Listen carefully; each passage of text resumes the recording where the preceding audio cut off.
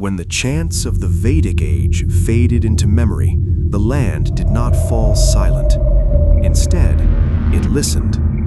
Across forests, rivers, and iron-rich plains, power began to gather, slowly, deliberately, like a storm forming beyond the horizon. The age of sages gave way to the age of kings.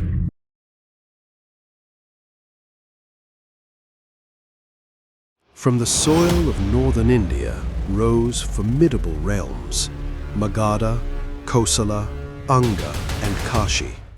They were not born in peace. They were forged through ambition, betrayal, and blood. Among them, Magadha grew darker and stronger. Under Bimbisara, its walls thickened, alliances multiplied, and its influence crept outward like shadow at dusk. But power demands succession. And when Ajatashatru took the throne, the blade replaced diplomacy. Patricide stained the crown. Sieges scarred the land. Magadha no longer asked for dominance, it seized it.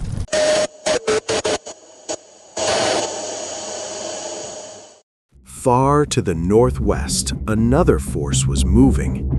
Empires beyond imagination rose and fell, and Persia, once supreme, finally collapsed. From its ashes came a man history would never forget. In 330 BCE, Alexander the Great marched east, his armies carrying steel, fire, and legend. Mountains bowed, kingdoms broke. He reached the edges of India, a land older than his myths. But even Alexander could not conquer destiny.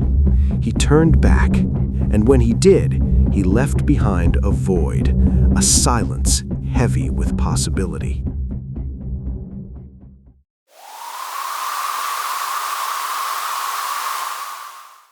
From that silence rose a man of iron will. In 322 BCE, Chandragupta Maurya emerged, not as a conqueror alone, but as an architect of empire. At his side stood Chanakya, a master of statecraft, poison, and political prophecy. Together, they dismantled rivals, overthrew dynasties, and stitched northern India into a single imperial body. The Mauryan Empire was born, disciplined, centralized, relentless. When Chandragupta withdrew from power, his son Bindusara inherited not a kingdom, but a machine. By the time Bindusara died, much of the subcontinent bent beneath Mauryan authority. Yet one land resisted, one land refused: Kalinga.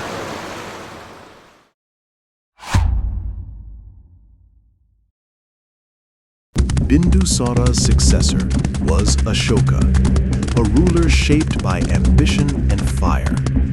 In around 260 BCE, Ashoka marched against Kalinga. What followed was not a battle, it was annihilation. Tens of thousands lay dead. More were displaced, enslaved, erased. Rivers ran dark, the earth remembered. And for the first time, a conqueror looked upon victory and felt horror. Ashoka did not lose the war, he lost faith in violence itself.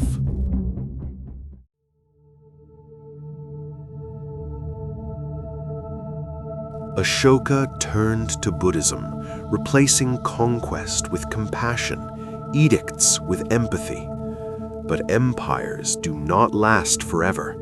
In the centuries that followed, the Pallavas and Chalukyas shaped the south, while in the north, Harshavardhana rose in the 7th century CE, ruling from Kanauj. He would be remembered as the last great empire builder of ancient India. After him, the age of vast empires faded, giving way to fragmentation, faith, and new destinies. But the shadows of these empires still linger, in stone, in silence, in memory.